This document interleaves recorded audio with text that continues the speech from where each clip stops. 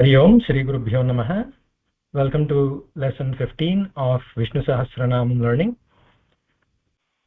Vakratunda Mahakaya Koti Surya Samaprabha Nirvighnam Kuru Me Deva Sarva Karyeshu Sarvada Narayanam Namaskritya Naram Chaiva Narottamam Devim Saraswatim Vyasam Tato Jayamudiraet.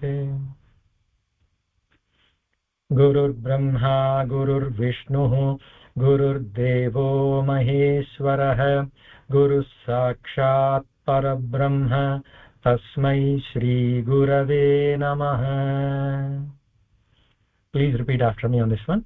Om Sahana Vavatu Sahanau Bhunaktu Sah Viryam Karavavahai Tejasvinavadhitamastu Ma Vidvishavahai. Om Shanti Shanti Shanti.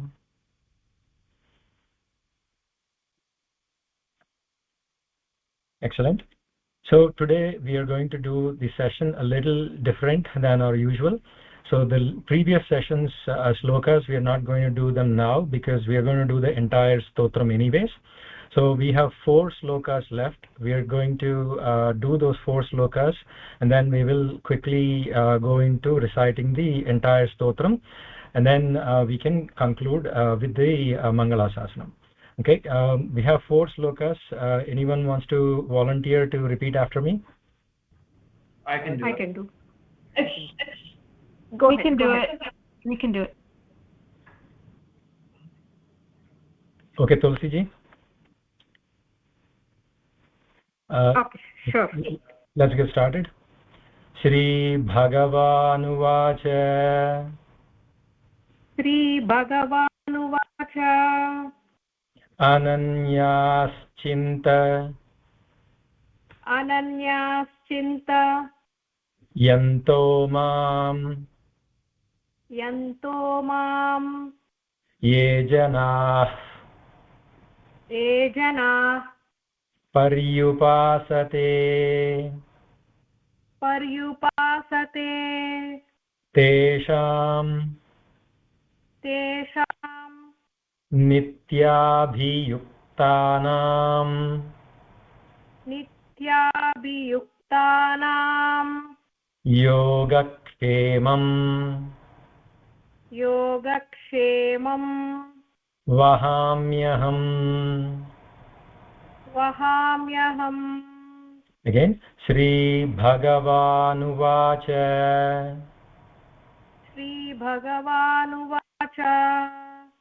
Ananyaschinta Ananyaschinta Yanto Mam Yanto Mam Ye Janah Paryupasate Ye Jana Paryupasate Tesham Nityabhiyuktanam Tesham Nityabhiyuktanam Yogakshemam Vahamyaham.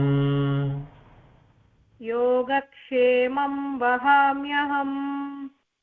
Full sentences now. Shri Bhagavanuvacha. Shri Bhagavanuvacha. Ananyaschintayanto Mam Ye Janah Paryupasate Ananyaschintayanto Mam Ye Jana Paryupasate Tesham Nityabhiyuktanam Yogakshemam Vahamyaham. Tesham Nityabhiyuktanam गुणाभियुक्तानां योगक्षेमं वहाम्यहम्. Excellent. Moving to the next one. Paritranaya परित्राणाय sadhunam साधूनां vinashaya cha विनाशाय च dushkrutam दुष्कृतां dharma धर्म samsthapanarthaya संस्थापनार्थाय sambhavami संभवामि yuge yuge. युगे युगे. Again, paritranaya sadhunam परित्राणाय साधूनां vinashaya cha dushkrutam विनाशाय च दुष्कृतां dharma samsthapanarthaya धर्म संस्थापनार्थाय sambhavami yuge yuge.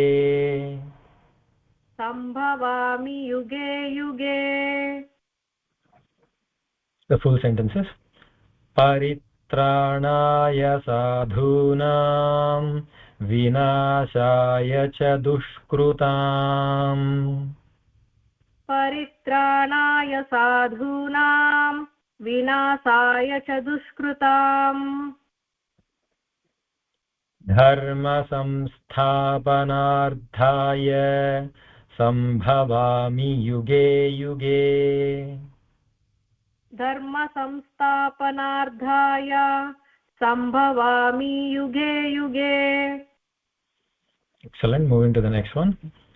Artah आर्ताः vishannaः विषण्णाः शिथिलाश्च भीताः शिथिलाश्च भीताः घोरेषु च घोरेषु च व्याधिषु व्याधिषु वर्तमानाः वर्तमानाः संकीर्त्य नारायण संकीर्त्य नारायण शब्दमात्रम् शब्दमात्रम् विमुक्तदुःखाः विमुक्तदुःखाः सुखिनो भवन्ति सुखिनो भवन्ति.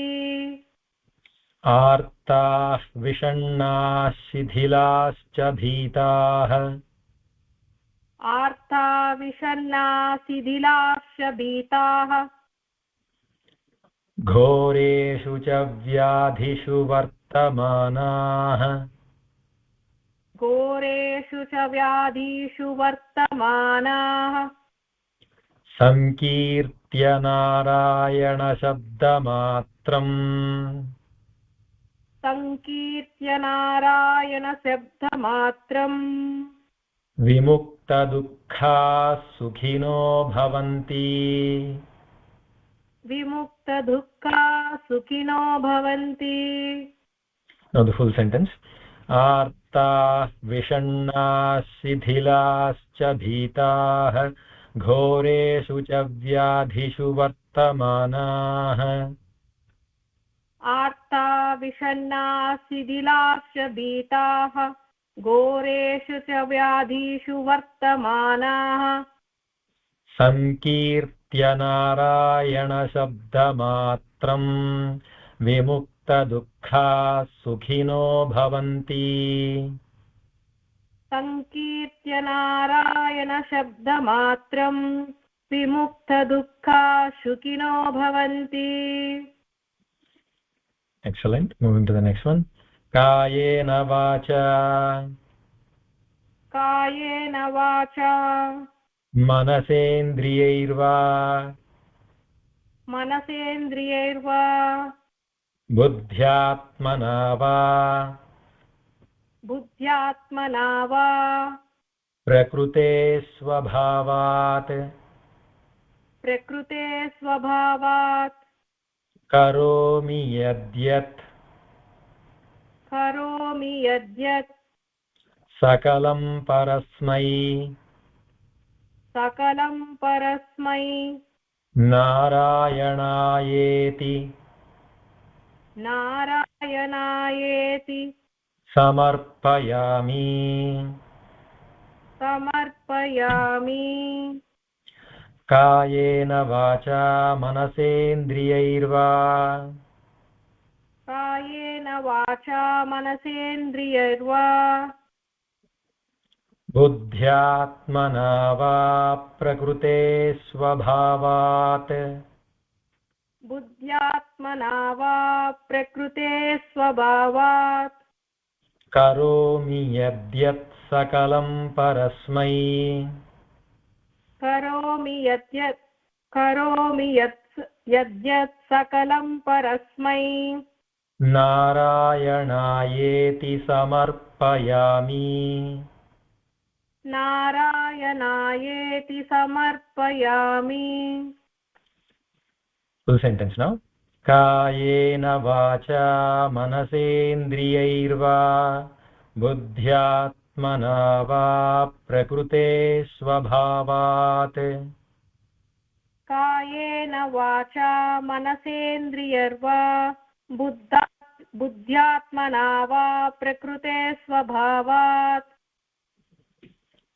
करोमि यद्यत् सकलं परस्मै नारायणायेति समर्पयामि करोमि यद्यत् सकलं परस्मै नारायणायेति समर्पयामि Sarvam Shri Krishnarpanamastu. That is a concluding sloka of Vishnu Sahasranamam. Thank you, Tulsi ji. You did an excellent job. Appreciate you volunteering. Thank you. So, as I mentioned, what we are going to do now is we are going to recite the entire Vishnu Sahasranamam. So, if you have the app ready, open the language of your preference, or if you have a preferable book, that will do too. Or I will display that particular slide, whichever one I am reciting. So if you don't have anything, don't worry, you can recite from the slide. So as you go, some of them we did talk about some slokas being a little more complicated than others. At that time, if you want to listen, just listen or try to follow along with it. Don't worry, as you listen more and as you practice more, those slokas will become easier.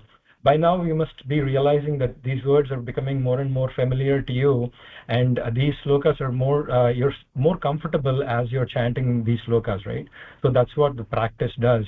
And unlike other things that we practice, with this the benefit is, even if you're not reciting, if you just listen to it also, the mind registers those words, and when you try to recite them next time, it becomes so much easier.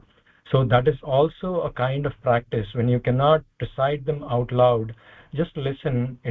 It caters multiple benefits. One, you get to practice it in your mind.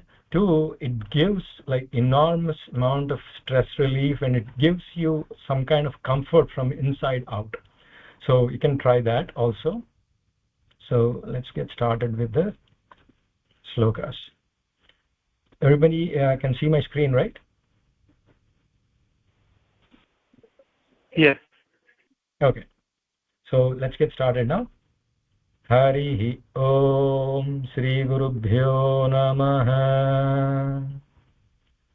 Shuklam Varadharam Vishnum Shashivarnam Chaturbhujam Prasannavadanam Dhyayet Sarva Vignopasantaye. Vyasam Vasishthanaptaram Shakteh Pautramakalmasham Parasharatmajam Vande Sukatatam Taponidhim. Vyasaya Vishnurupaya Vyasarupaya Vishnave नमो वै ब्रह्मनिधये वासिष्ठाय नमो नमः अविकाराय शुद्धाय नित्याय परमात्मने सदैकरूपरूपाय विष्णवे सर्वजिष्णवे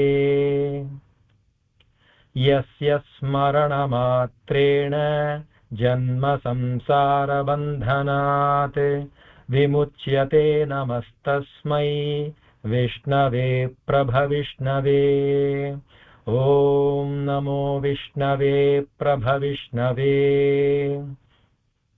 वैशम्पायन उवाच श्रुत्वा धर्मानशेषेण पावनानि च सर्वशः युधिष्ठिरः शान्तनवं पुनरेवाभ्यभाषत युधिष्ठिर उवाच किमेकं दैवतं लोके किं वाप्येकं परायणं स्तुवन्तः कमर्चन्तः प्राप्नुयुर्मानवाः शुभम् को धर्मः सर्वधर्माणां भवतः परमो मतः किं जपन्मुच्यते जन्तुः जन्म संसारबन्धनात् भीष्म उवाच जगत्प्रभुं देवदेवम् अनन्तं पुरुषोत्तमं स्तुवन्नाम सहस्रेण पुरुषः सततोत्थितः तमेव चार्चयन्नित्यं भक्त्या पुरुषमव्ययम् ध्यायन् स्तुवन्नमस्यंश्च यजमानस्तमेव च अनादिनिधनं विष्णुं सर्वलोकमहेश्वरं लोकाध्यक्षं स्तुवन्नित्यं सर्वदुःखातिगो भवेत् ब्रह्मण्यं सर्वधर्मज्ञं लोकानां कीर्तिवर्धनं लोकनाथं महद्भूतं सर्वभूतभवोद्भवम् एष मे सर्वधर्माणां धर्मोऽधिकतमो मतः यद्भक्त्या पुण्डरीकाक्षं स्तवैरर्चेन्नरः सदा परमं यो महत्तेजः परमं यो महत्तपः परमं यो महब्रह्म परमं यः परायणम् पवित्राणां पवित्रं यो मङ्गलानां च मङ्गलम् दैवतं देवतानां च भूतानां यो व्ययः पिता यतः सर्वाणि भूतानि भवन्त्यादियुगागमे यस्मिंश्च प्रलयं यान्ति पुनरेव युगक्षये तस्य लोकप्रधानस्य जगन्नाथस्य भूपते विष्णोर्नाम सहस्रं मे शृणु पापभयापहम् यानि नामानि गौणानि विख्यातानि महात्मनः ऋषिभिः परिगीतानि तानि वक्ष्यामि भूतये ऋषिर्नाम्नां सहस्रस्य वेदव्यासो महामुनिः छन्दोनुष्टुप् तथा देवो भगवान् देवकीसुतः अमृतांशुद्भवो बीजं शक्तिर्देवकीनन्दनः त्रिसामा हृदयं तस्य शान्त्यर्थे विनियुज्यते विष्णुं जिष्णुं महाविष्णुं प्रभविष्णुं महेश्वरम् अनेकरूपदैत्यान्तं नमामि पुरुषोत्तमम् अस्य श्रीविष्णोर्दिव्यसहस्रनामस्तोत्रम् सहस्रमहामन्त्रस्य श्रीवेदव्यासो भगवान् ऋषिः अनुष्टुप् छन्दः श्रीमहाविष्णुः परमात्मा श्रीमन्नारायणो देवता अमृतांशुद्भवो भानुरिति बीजम् देवकीनन्दनस्रष्टेति शक्तिः उद्भवः क्षोभणो देव इति परमो मन्त्रः शङ्खभृन्नन्दकी चक्रीति कीलकम् शाङ्गधन्वा गदाधर इत्यस्त्रम् रथाङ्गपाणिरक्षोभ्य इति नेत्रम् त्रिसामासामगः सामेति कवचम् आनन्दं परब्रह्मेति योनिः ऋतुः सुदर्शनः काल इति दिग्बन्धः श्रीविश्वरूप इति ध्यानम् श्रीमहाविष्णुप्रीत्यर्थे सहस्रनामजपे विनियोगः ध्यानम् क्षीरोदन्वत्प्रदेशे शुचिमणिविलसत्सैकते मौक्तिकानाम् मालाक्लृप्तासनस्थस्फटिकमणिनिभैर्मौक्तिकैर्मण्डिताङ्गः शुभ्रैरभ्रैरदभ्रैरुपरि विरचितैर्मुक्तपीयूषवर्षैः आनन्दीनः पुनीयादरिनलिनगदा शङ्खपाणिर्मुकुन्दः भूः पादौ यस्य नाभिर्वियदसुरनिलश्चन्द्रसूर्यौ च नेत्रे कर्णावासाः शिरौद्यौर्मुखमपि दहनो यस्य वास्तेयमब्धिः अन्तस्थं यस्य विश्वं सुरनरखगो भोगिगन्धर्वदैत्यैः चित्रं रम्यते तं त्रिभुवनवपुषं विष्णुमीशं नमामि। ॐ नमो भगवते वासुदेवाय। शान्ताकारं भुजगशयनं पद्मनाभं सुरेशं विश्वाधारं गगनसदृशं मेघवर्णं शुभांगं लक्ष्मीकान्तं कमलनयनं योगिहृद्ध्यानगम्यं वन्दे विष्णुं भवभयहरं सर्वलोकैकनाथम्।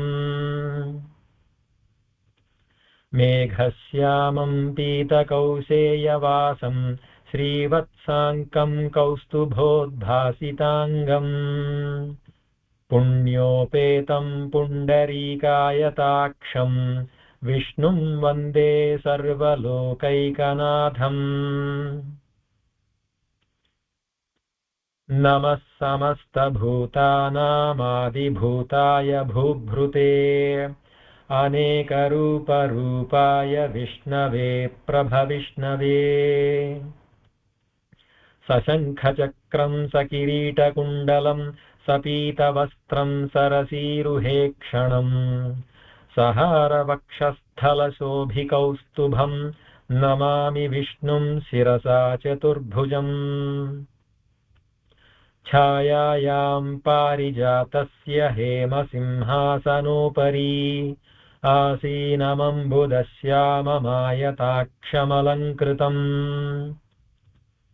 चन्द्राननं चतुर्बाहुं श्रीवत्साङ्कितवक्षसं रुक्मिणी सत्यभामाभ्यां सहितं कृष्णमाश्रये। हरिः ॐ। विश्वं विष्णुर्वषट्कारो भूतभव्यभवत्प्रभुः भूतकृद्भूतभृद्भावो भूतात्मा भूतभावनः भूतात्मा परमात्मा च मुक्तानां परमागतिः अव्ययः पुरुषः साक्षी क्षेत्रज्ञोऽक्षर एव च योगो योगविदां नेता प्रधानपुरुषेश्वरः नारसिंहवपुः श्रीमान् केशवः पुरुषोत्तमः सर्वः सर्वशिवस्थाणुः भूतादिर्निधिरव्ययः सम्भवो भावनो भर्ता प्रभवः प्रभुरीश्वरः स्वयंभूः शम्भुरादित्यः पुष्कराक्षो महास्वनः अनादिनिधनो धाता विधाता धातुरुत्तमः अप्रमेयो हृषीकेशः पद्मनाभो मरप्रभुः विश्वकर्मा मनुस्त्वष्टा स्थविष्ठस्थविरो ध्रुवः अग्राह्यः शाश्वतः कृष्णो लोहिताक्षः प्रतर्दनः प्रभूतस्त्रिककुब्धाम पवित्रं मङ्गलं परम् ईशानः प्राणदः प्राणो ज्येष्ठः श्रेष्ठः प्रजापतिः हिरण्यगर्भो भूगर्भो माधवो मधुसूदनः ईश्वरो विक्रमी धन्वी मेधावी विक्रमः क्रमः अनुत्तमो धुराधर्ष्यः कृतज्ञः कृतिरात्मवान् सुरेशः शरणं शर्म विश्वरेताः प्रजाभवः अहः संवत्सरो व्याळः प्रत्ययः सर्वदर्शनः अजः सर्वेश्वरः सिद्धः सिद्धिः सर्वादिरच्युतः वृषाकपिरमेयात्मा सर्वयोगविनिःसृतः वसुर्वसुमनः सत्यः समात्मा संमितः समः अमोघः पुण्डरीकाक्षो वृषकर्मा वृषाकृतिः रुद्रो बहुशिरा बभ्रुः विश्वयोनिः शुचिश्रवाः अमृतः शाश्वतस्थाणुः वरारोहो महातपाः सर्वगः सर्वविद्भानुः विश्वक्सेनो जनार्दनः वेदो वेदविदव्यङ्गो वेदाङ्गो वेदवित्कविः लोकाध्यक्षः सुराध्यक्षो धर्माध्यक्षः कृताकृतः चतुरात्मा चतुर्व्यूहः चतुर्द्रंष्टश्चतुर्भुजः भ्राजिष्णुर्भोजनं भोक्ता सहिष्णुर्जगदादिजः अनघो विजयो जेता विश्वयोनिः पुनर्वसुः उपेन्द्रो वामनः प्रांशुः अमोघः शुचिरूर्जितः अतीन्द्रः सङ्ग्रहः सर्गो धृतात्मा नियमो यमः वेद्यो वैद्यः सदा योगी वीरः माधवो मधुः अतीन्द्रियो महामायो महोत्साहो महाबलः महाबुद्धिर्महावीर्यो महाशक्तिर्महाद्युतिः अनिर्देश्य वपुः श्रीमान् अमेयात्मा महाद्रिधृक् महेश्वासो महीभर्ता श्रीनिवासः सताङ्गतिः अनिरुद्धः सुरानन्दो गोविन्दो गोविदाम्पतिः मरीचिर्दमनो हंसः सुपर्णो भुजगोत्तमः हिरण्यनाभः सुतपाः पद्मनाभः प्रजापतिः अमृत्युः सर्वदृक्सिंहः सन्धाता सन्धिमान् स्थिरः अजो दुर्मर्षणः शास्ता विश्रुतात्मा सुरारिः गुरुर्गुरुतमो धाम सत्यः सत्यपराक्रमः निमिषो निमिषस्रग्वी वाचस्पतिरुदारधीः अग्रणीर्ग्रामणी श्रीमान् न्यायो नेता समीरणः सहस्रमूर्धा विश्वात्मा सहस्राक्षः सहस्रपात् आवर्तनो निवृत्तात्मा संवृतः संप्रमर्दनः अहः संवर्तको वह्निः अनिलोरधरणीधरः सुप्रसादः प्रसन्नात्मा विश्वभृग्विश्वभुग्विभुः सत्कर्ता सत्कृतः साधुः जह्नुर्नारायणो नरः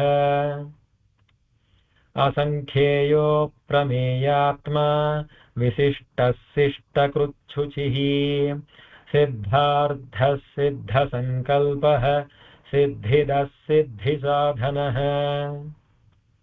वृषाही वृषभो विष्णुः वृषपर्वा वृषोदरः वर्धनो वर्धमानश्च विविक्तः श्रुतिसागरः सुभुजो दुर्धरो वाग्मी महेन्द्रो वसुदो वसुः नैकरूपो बृहद्रूपः शिपिविष्टः प्रकाशनः ओजस्तेजोद्युतिधरः प्रकाशात्मा प्रतापनः ऋद्धस्पष्टाक्षरो मन्त्रश्चन्द्रांशुर्भास्करद्युतिः अमृतांशुद्भवो भानुः शशबिन्दुः सुरेश्वरः औषधं जगतः सेतुः सत्यधर्मपराक्रमः भूतभव्यभवन्नाथः पवनः पावनो नलः कामः कामकृत्कान्तः कामः कामप्रदः प्रभुः युगादिकृद्युगावर्तो नैकमायो महाशनः अदृश्यो व्यक्तरूपश्च सहस्रजिदनन्तजित् इष्टो विशिष्टः शिष्टेष्टः शिखण्डी नहुषो वृषः क्रोधः क्रोधकृत्कर्ता विश्वबाहुर्महीधरः अच्युतः प्रथितः प्राणः प्राणदो वासवानुजः अपां निधिरधिष्ठानम् अप्रमत्तः प्रतिष्ठितः स्कन्दस्कन्दधरो धुर्यो वरदो वायुवाहनः वासुदेवो बृहद्भानुः आदिदेवः पुरन्दरः अशोकस्तारणस्तारः शूरः शौरिर्जनेश्वरः अनुकूलश्यतावर्तः पद्मी पद्मनिभेक्षणः पद्मनाभोरविन्दाक्षः पद्मगर्भः शरीरभृत् महर्धिर्रुद्धो वृद्धात्मा महाक्षो गरुडध्वजः अतुलः शरभो भीमः समयज्ञो हविर्हरिः सर्वलक्षणलक्षण्यो लक्ष्मीवान् समितिञ्जयः विक्षरो रोहितो मार्गो हेतुर्दामोदरः सहः महीधरो महाभागो वेगवानमिताशनः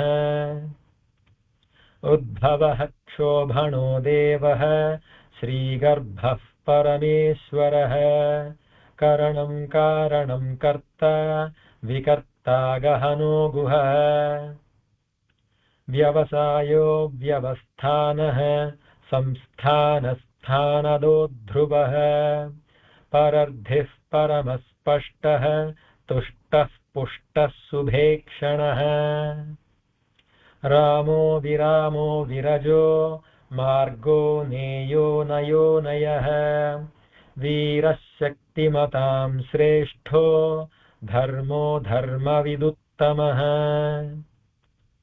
वैकुण्ठः पुरुषः प्राणः प्राणदः प्रणवः पृथुः हिरण्यगर्भः शत्रुघ्नो व्याप्तो वायुरधोक्षजः ऋतुः सुदर्शनः कालः परमेष्ठी परिग्रहः उग्रः संवत्सरो दक्षो विश्रामो विश्वदक्षिणः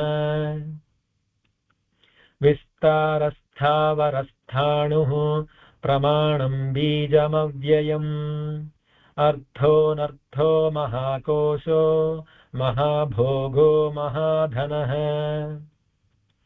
अनिर्विण्णस्थविष्टो भूः धर्मयूपो महामखः नक्षत्रनेमिर्नक्षत्री क्षमः क्षामः समीहनः यज्ञयुज्यो महेज्यश्च क्रतुः सत्रं सताङ्गतिः सर्वदर्शी विमुक्तात्मा सर्वज्ञो ज्ञानमुत्तमम् सुव्रतः सुमुखः सूक्ष्मः सुघोषः सुखदः सुहृत् मनोहरो जितक्रोधो वीरबाहुर्विदारणः स्वापनः स्ववसो व्यापी नैकात्मा नैककर्मकृते वत्सरो वत्सलो वत्सी रत्नगर्भो धनेश्वरः धर्मगुद्धर्मकृद्धर्मी सदसक्षरमक्षरम् अविज्ञाता सहस्रांशुः विधाता कृतलक्षणः गभस्तिनेमिः सत्त्वस्थः सिंहो भूतमहेश्वरः आदिदेवो महादेवो देवेशो देवभृद्गुरुः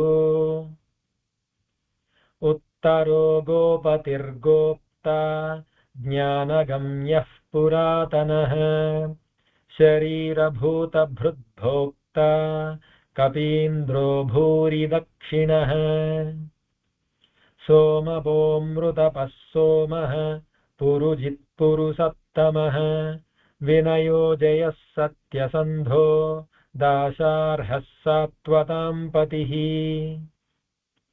जीवो विनयिता साक्षी मुकुन्दो मितविक्रमः अम्भो निधिरनन्तात्मा महोदधिशयोऽन्तकः अजो महार्हः स्वाभाव्यो जितामित्रः प्रमोदनः आनन्दो नन्दनो नन्दः सत्यधर्मात्रिविक्रमः महर्षिः कपिलाचार्यः कृतज्ञो मेदिनीपतिः त्रिपदस्त्रिदशाध्यक्षो महाशृङ्गः कृतान्तकृत् महावराहो गोविन्दः सुषेणः कनकाङ्गदी गुह्यो गभीरो गहनो गुप्तश्चक्रगदाधरः वेधास्वाङ्गोजितः कृष्णो दृढः सङ्कर्षणोच्युतः वरुणो वारुणो वृक्षः पुष्कराक्षो महामनाः भगवान् भगहानन्दी वनमाली हलायुधः आदित्यो ज्योतिरादित्यः सहिष्णुर्गतिसत्तमः सुधन्वा खण्डपरशुर्दारुणो द्रविणप्रदः दिवस्पृक्सर्वदृग्व्यासो वाचस्पतिरयो निजः त्रिसामासामगः साम निर्वाणं भेषजम्भिषक् संन्यासकृच्छमः शान्तो निष्ठा शान्तिः परायणम् शुभाङ्गः शान्तिदः स्रष्टा कुमुदः कुवलेशयः गोहितो गोपतिर्गोप्ता वृषभाक्षो वृषप्रियः अनिवर्ती निवृत्तात्मा संक्षेप्ताक्षेमकृच्छिवः श्रीवत्सवक्षा श्रीवासः श्रीपतिः श्रीमतांवरः श्रीदः श्रीशः श्रीनिवासः श्रीनिधिः श्रीविभावनः श्रीधरः श्रीकरः श्रेयः श्रीमान् लोकत्रयाश्रयः स्वक्षस्वङ्गस्य दानन्दो नन्दिर्ज्योतिर्गणेश्वरः विजितात्मा विधेयात्मा सत्कीर्तिश्छिन्नसंशयः उदीर्णः सर्वतश्चक्षुः अनीशः शाश्वतस्थिरः भूषयो भूषणो भूतिः विशोकः शोकनाशनः अर्चिष्मानर्चितः कुम्भो विशुद्धात्मा विशोधनः अनिरुद्धो प्रतिरथः प्रद्युम्नोमितविक्रमः कालनेमिनिहावीरः शौरिः शूरजनेश्वरः त्रिलोकात्मा त्रिलोकेशः केशवः केशिहा हरिः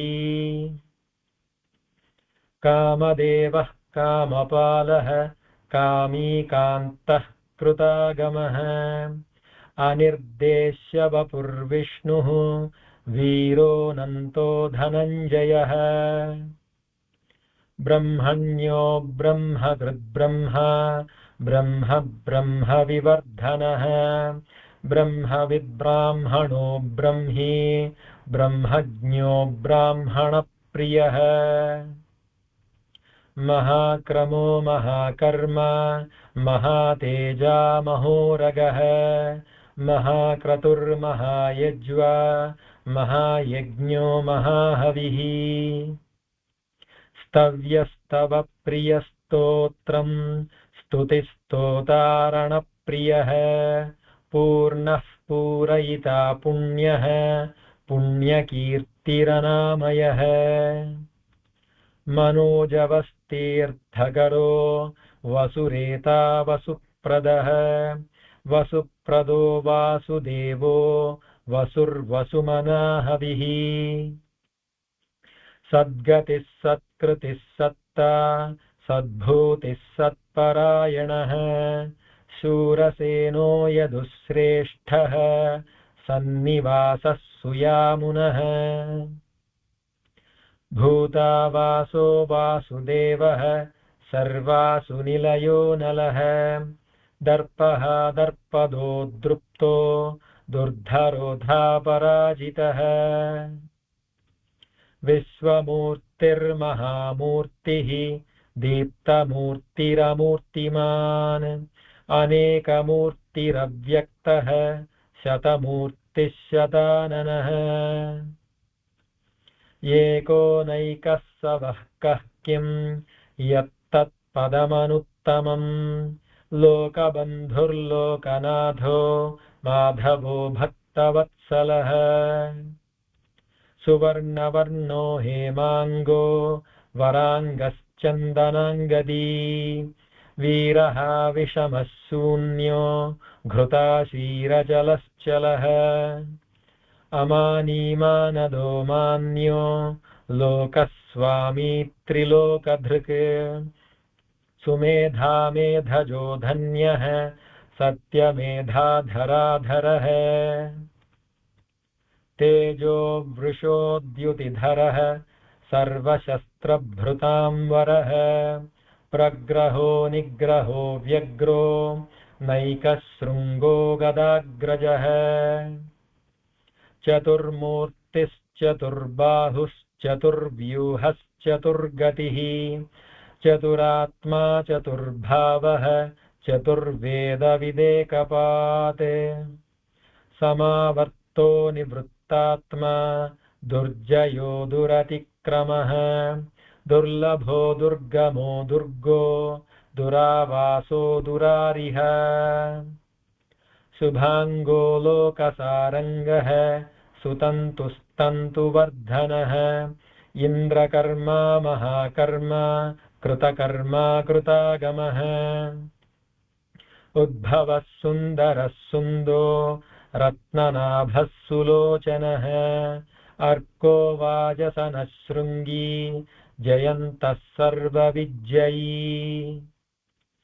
सुवर्णबिन्दुरक्षोभ्यः सर्ववागीश्वरेश्वरः महाह्रदो महागर्तो महाभूतो महानिधिः कुमुदः कुन्दरः कुन्दः पर्जन्यः पावनोऽनिलः अमृतासोऽमृतवपुः सर्वज्ञः सर्वतोमुखः सुलभः सुव्रतः सिद्धः शत्रुजिच्छत्रुतापनः न्यग्रोधोदुम्बरोऽस्वत्थः चाणूरान्ध्रनिषूदनः सहस्रार्चिः सप्तजिह्वः सप्तैधाः सप्तवाहनः अमूर्तिरनघोचिन्त्यो भयकृद्भयनाशनः अणुर्बृहत्कृशस्थूलो गुणभृन्निर्गुणो महान् अधृतस्वधृतस्वास्यः प्राग्वंसो वंशवर्धनः भारभृत्कथितो योगी योगीशः सर्वकामदः आश्रमश्रमणः क्षामः सुपर्णो वायुवाहनः धनुर्धरो धनुर्वेदो दण्डो दमयिता दमः अपराजितः सर्वसहो नियन्ता नियमो यमः सत्त्ववान् सात्विकः सत्यः सत्यधर्मपरायणः अभिप्रायः प्रियार्होर्हः प्रियकृत्प्रीतिवर्धनः विहाय सगतिर्ज्योतिः सुरुचिर्हुतभुग्विभुः रविर्विरोचनः सूर्यः सविता रविलोचनः अनन्तो हुतभुग्भोक्ता सुखदो नैकजोऽग्रजः अनिर्विण्णः सदामर्षी लोकाधिष्ठानमद्भुतः सनातनतमः कपिलः कपिरव्ययः स्वस्तिदः स्वस्तिकृत्स्वस्तिः स्वस्ति भुक् स्वस्ति दक्षिणः अरौद्रः कुण्डलीचक्री विक्रम्योर्जितशासनः शब्दातिगः शब्दसहः शिशिरः सर्वरीकरः अक्रूरः पेशलो दक्षो दक्षिणः क्षमिणाम्बरः विद्वत्तमो वीतभयः पुण्यश्रवणकीर्तनः उत्तारणो दुष्कृतिः पुण्यो दुःस्वप्ननाशनः वीरः रक्षणः सन्तो जीवनः पर्यवस्थितः अनन्तरूपोऽनन्तश्रीः जितमन्युर्भयापहः चतुरस्रो गभीरात्मा विदिशो व्यादिशो दिशः अनादिर्भूर्भुवो लक्ष्मीः सुवीरो रुचिराङ्गदः जननो जनजन्मादिः भीमो भीमपराक्रमः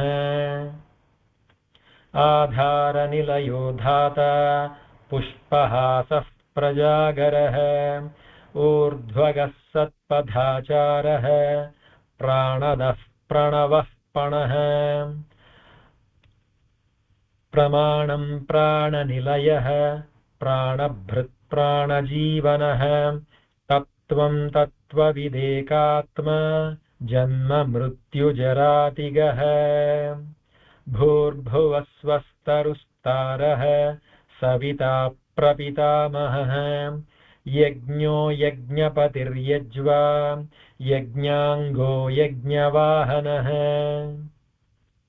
यज्ञभृद्यज्ञकृद्यज्ञी यज्ञभुग्यज्ञसाधनः यज्ञान्तकृद्यज्ञगुह्यम् अन्नमन्नाद एव च आत्मयोनिस्वयं जातो वैखानः सामगायनः देवकीनन्दनः स्रष्टा क्षितीशः पापनाशनः शङ्खभृन्नन्दकी चक्री शार्ङ्गधन्वा गदाधरः रथाङ्गपाणिरक्षोभ्यः सर्वप्रहरणायुधः सर्वप्रहरणायुध ॐ नम इति वनमाली गदीशाङ्गी शङ्खी चक्री च नन्दकी श्रीमान्नारायणो विष्णुः वासुदेवोऽभिरक्षतु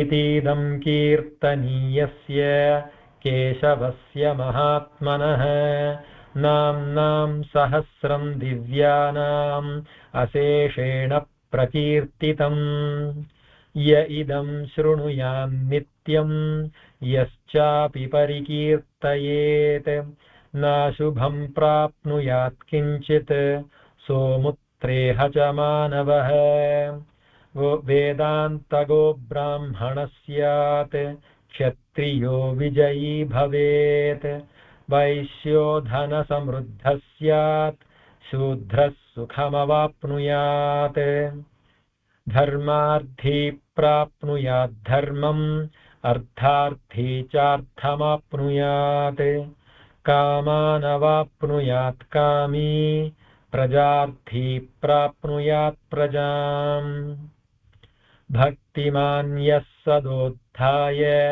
शुचिस्तद्गतमानसः सहस्रं वासुदेवस्य नाम्नामेतत् प्रकीर्तयेत् यशः प्राप्नोति विपुलं ज्ञातिप्राधान्यमेव च अचलां श्रियमाप्नोति श्रेयः प्राप्नोत्यनुत्तमम् न भयं क्वचिदाप्नोति वीर्यं तेजश्च विन्दति भवत्यरोगोद्युतिमान् बलरूपगुणान्वितः रोगात्तो मुच्यते रोगात् बद्धो मुच्येत बन्धनात् भयान्मुच्येत भीतस्तु मुच्येतापन्न आपदः दुर्गाण्यतितरत्याशु पुरुषः पुरुषोत्तमम्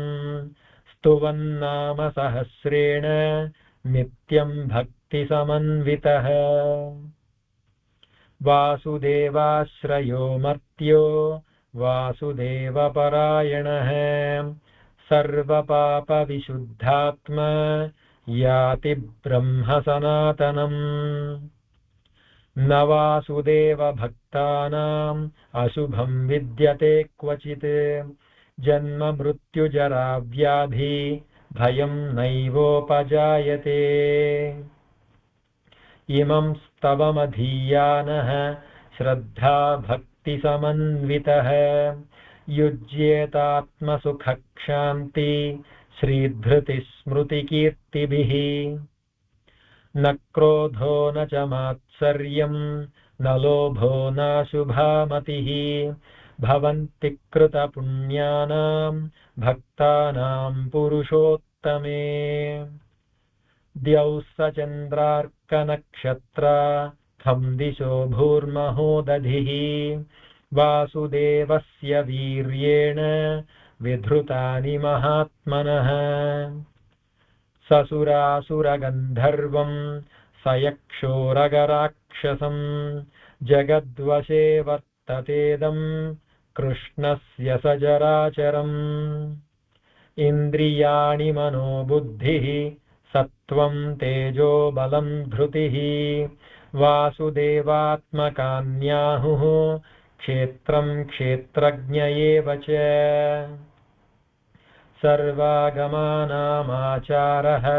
प्रथमं परिकल्पते आचारप्रभवो धर्मो धर्मस्य प्रभुरच्युतः ऋषयः पितरो देवा महाभूतानि धातवः जङ्गमाजङ्गमं चेदं जगन्नारायणोद्भवम् योगो ज्ञानं तथा सांख्यं विद्या शिल्पादिकर्म च वेदाशास्त्राणि विज्ञानं एतत् सर्वं जनार्दनात् एको विष्णुर्महद्भूतं पृथग्भूतान्यनेकशः त्रीन् लोकान् व्याप्य भूतात्मा भुङ्क्ते विश्वभुगव्ययः इमं स्तवं भगवतो विष्णोर्व्यासेन कीर्तितं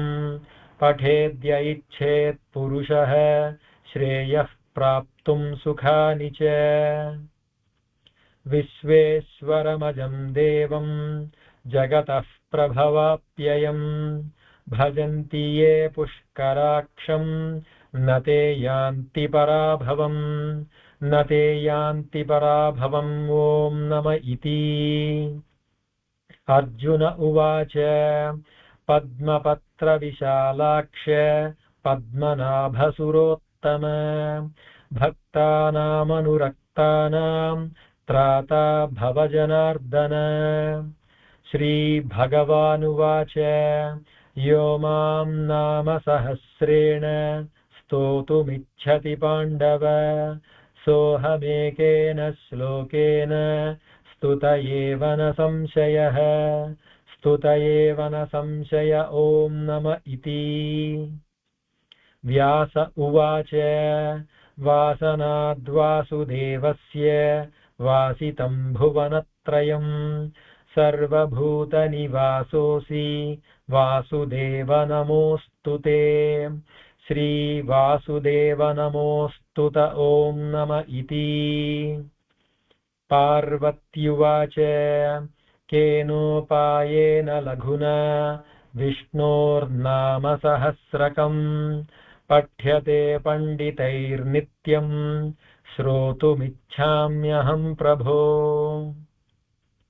ईश्वर उवाच श्रीराम राम रामेति रमे रामे मनोरमे सहस्रनाम तत्तुल्यं रामनाम वरानने श्रीरामनाम वरानन ॐ नम इति ब्रह्मोवाच नमोऽस्त्वनन्ताय सहस्रमूर्तये सहस्रपादाक्षि शिरोरुबाहवे सहस्रनाम्ने पुरुषाय शाश्वते सहस्रकोटियुगधारिणे नमः सहस्रकोटियुगधारिणे नम ॐ नम इति संजय उवाच यत्र योगेश्वरः कृष्णो यत्र पार्थो धनुर्धरः तत्र श्रीर्विजयो भूतिर्ध्रुवा नीतिर्मतिर्मम